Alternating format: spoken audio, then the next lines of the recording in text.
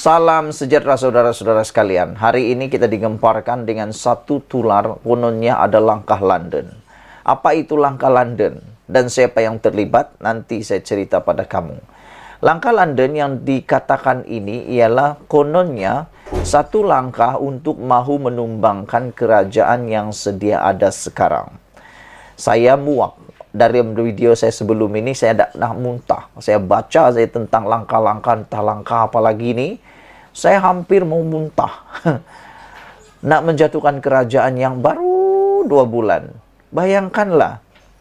Bukan apa, kita tunggulah dulu, sabarlah dulu. Ini ayo, apa yang nak ditakut sangat? Saya rasakan langkah-langkah begini sebenarnya, mereka sebenarnya mau sangat cepat kuasa mungkin sebab ada mereka mau sembunyikan. Mungkin ada sesuatu yang mereka takut dibongkar oleh Datuk Seri Anwar Ibrahim. Lebih-lebih lagi sekarang nih, banyak sangat pendedahan yang luar biasa didedahkan oleh Datuk Seri Anwar Ibrahim berkaitan dengan salah guna kuasa, rasuah, penyelewengan. Nah, inilah sampai ada orang yang sanggup buat langkah demi langkah dengan segera takut mungkin akan kedapatan mungkin salah laku yang pernah dilakukan. Itu saja yang saya terfikir. Sebab kalau tidak, tunggu dululah, tunggu 5 tahun. Kalau memang nak jadi Perdana Menteri kah, menjadi kerajaan kah, tunggulah 5 tahun. Oke lah, kita jangan melalut macam marah pula. Bukan marah, tapi geram. Oke, langkah London. Ini komen Ismail Sabri Yaakob apabila dia dikaitkan dengan langkah London. Ismail Sabri anggap dia difitnah oleh orang yang tak kenal dosa. Naib Presiden UMNO Ismail Sabri Yaakob mendakwa dia menjadi mangsa serangan fitnah oleh pihak yang tidak mengenal dosa apabila dikaitkan dengan kabar mengenai langkah London. Syukurlah Ismail Sabri Yaakob telah pun menafikan perkara ini. Tapi itulah dalam politik Malaysia ini kan memang pelik. Walaupun sudah dinafikan akhirnya benar-benar berlaku. Bukan merujuk pada Ismail Sabri Yaakob tapi sudah banyak perkara. Ahli-ahli politik Malaysia akhirnya kedapatan kabar angin jadi kabar benar. Dinafikan 20 juta kali tiba-tiba betul-betul terjadi. Banyak yang terjadi sudah berlaku. Menafikan tapi benar. Menafikan tapi benar. Antaranya Zuraidah Kamarudin. Yang mulanya dikatakan akan keluar bersatu menyertai parti PBM. Mulanya dinafikan. Dia nafikan keras-keras. Akhirnya betul-betul pula masuk parti PBM. Berebut lagi jadi presiden PBM. Aduh, pening kepala kita. Saudara-saudara, Ismail Sabri Yaakob telah menafikan terlibat dengan langkah London ini. Dan lebih penting lagi beliau kata dia difitnah oleh orang yang tidak mengenal dosa. Saya rasa orang yang melakukan langkah London ini pun dosa juga sebenarnya. Karena melakukan secara senyap-senyap.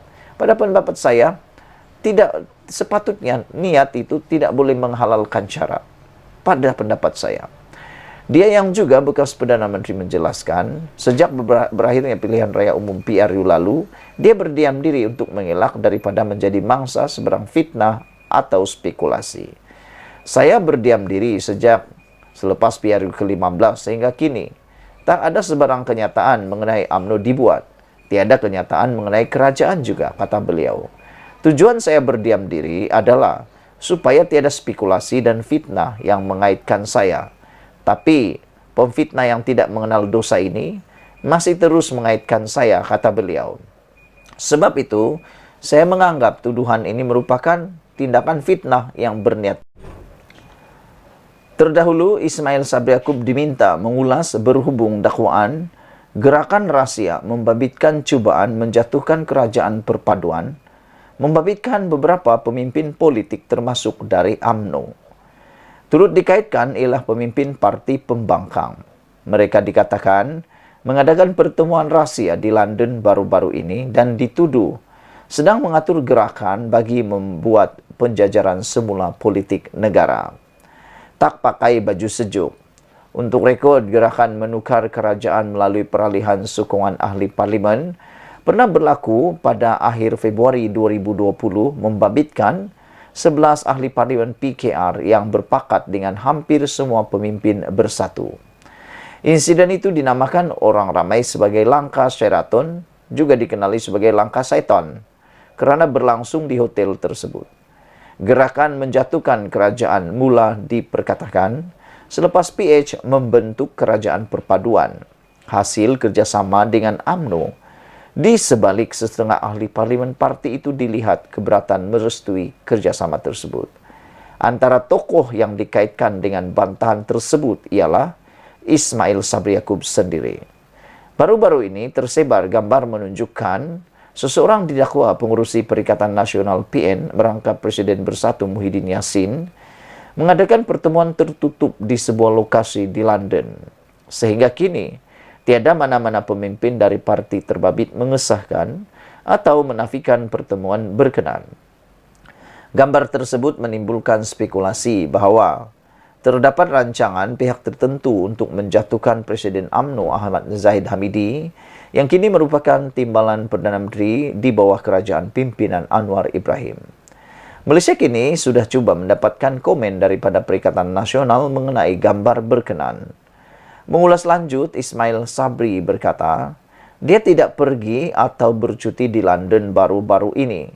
Sebaliknya, hanya menghabiskan masa bersama keluarganya di Timur Tengah.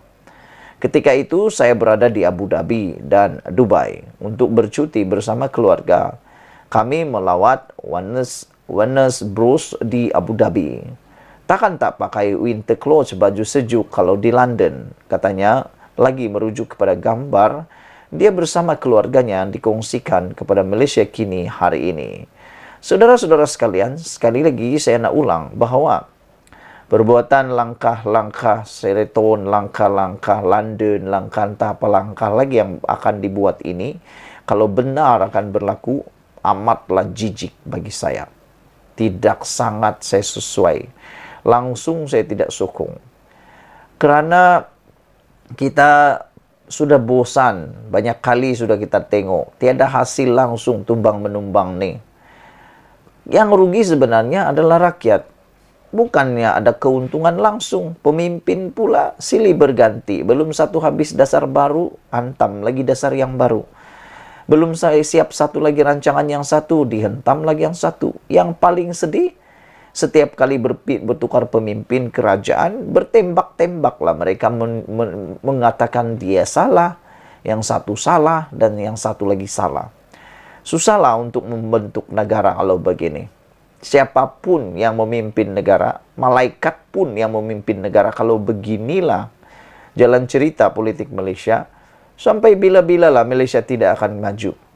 Sampai bila-bilalah Malaysia tidak akan disukai oleh pelabur.